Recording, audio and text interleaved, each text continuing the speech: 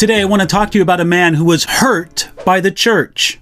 I'm going to read you from Acts chapter 9, verse 26, and just the beginning of verse 27. This is what we read. And when Saul had come to Jerusalem, he tried to join the disciples, but they were all afraid of him and did not believe that he was a disciple. But Barnabas took him and brought him to the apostles. A few years after he was wonderfully converted, Saul, also known as Paul, made a visit to Jerusalem. The visit didn't go as he had hoped, at least not at first. It says he tried to join the disciples, but they were all afraid of him. It seems strange that Christians in Jerusalem were so suspicious of Saul even 3 years after his conversion. They perhaps thought that he was part of an elaborate and extended plot. Maybe they were reluctant to embrace such a dramatic conversion without seeing it with their own eyes. Simply, they did not believe that he was a disciple, perhaps an infiltrator, a spy, a deep cover agent.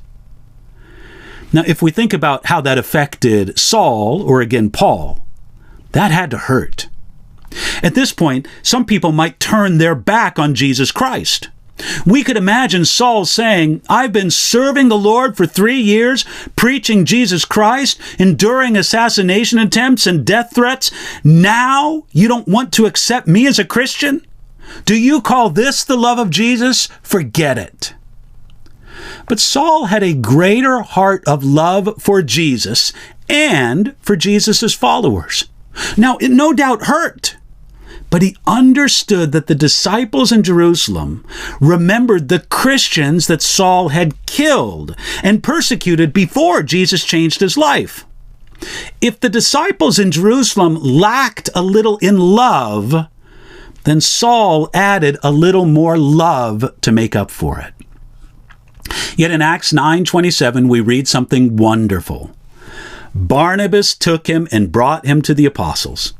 Barnabas simply extended the love of Jesus to Saul, and as Saul, again Paul the apostle, would later write, love believes all things. That's in 1 Corinthians chapter 13, verse 7.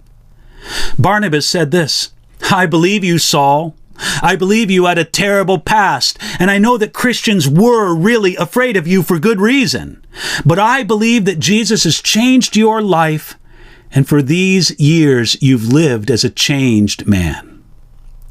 Thank God for people like Barnabas, who will welcome people into the family of God with simple friendship.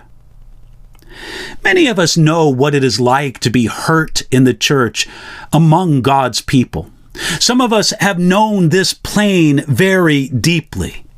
It seems like many people experience times when they are rejected, abused, neglected, or put out by God's people. Some of us get treated the way that many of the Jerusalem disciples treated Saul. If that's you, please don't despair. You're in good company, and God is big enough, wise enough, and sovereign enough to bring blessing and good even out of a painful season. Here's my prayer for you, that if you are in that painful place, God would send you a Barnabas, someone to hear you, help you, and love you in the name of Jesus. And I also pray that God would help you to be a Barnabas to someone else. Maybe God can work something of that in your life and do it today.